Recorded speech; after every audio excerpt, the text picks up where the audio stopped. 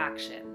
Today I'm going to focus on signs, seeing signs, looking for signs, and this is inspired by a conversation I had with a mentor last week who told me the story about Moses and the burning bush. Now, I was unaware of that story, and I'll take a moment just as an aside to wish everyone who celebrated and marked Passover or Easter this past weekend. I hope you had a wonderful celebration with family and friends, whether that was in your home or whether that was online. I hope you had a great Passover and Easter weekend. So I think I want to start by saying that I find stories like Moses and the burning bush really fascinating. And I felt privileged that she shared that with me because we were having a conversation about how to make important life decisions when you're in the circumstances of COVID.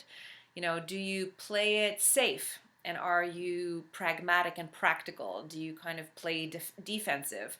Or are you bullish? You make decisions based on intuition, or what you really want to have happen and have manifest in your life, even if you have responsibilities. Maybe that's being a bit naive. So I was kind of, gauging how to make some important decisions and what processes by which to make decisions.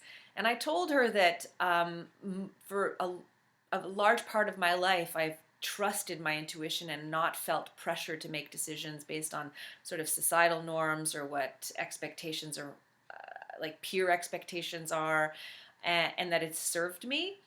But that maybe I've just been lucky so far, or maybe I have been naive, and now that I have a child, I have more responsibilities and I really shouldn't be making decisions like those. So she told me the story about Moses and the burning bush. Now, forgive me if I am getting some of this wrong, but I think the story goes along these lines. So Moses was born into servitude from slave parents. And the princess of Egypt discovered him and saved him and brought him to the palace. And so he was raised as a prince. And one day, as a sort of near adult, or maybe he'd already become an adult, he witnessed a slave master abuse a slave. And he killed the slave master. And as a result, he had to flee the palace and the kingdom because he was on the run for that major act. And it was while he was fleeing the kingdom that he came across a burning bush. And apparently that burning bush had been burning for all time, but not everybody had noticed this bush. And so he had his first engagement or interface with God through that burning bush because he noticed the bush. And as far as I understand that story, it's meant to be sort of a metaphor for there are signs to be in relationship with a higher power, and it's a matter of looking out for those signs. I myself am a really deeply spiritual person. I believe that there is some higher power.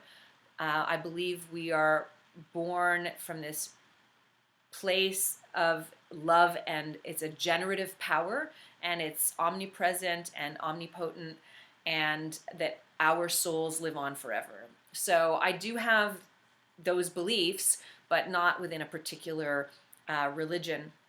And I was really delighted to hear the story of Moses and the burning bush because I don't practice an organized religion, so I'm not familiar with all of those very monumental stories that I think exist in most of the canon texts of religions around the world. And so it got me to think a little bit about our current moment of COVID-19. And of course, as I've acknowledged and continue to believe, we're in a devastating time where many, many people are suffering. People are getting sick, people are dying.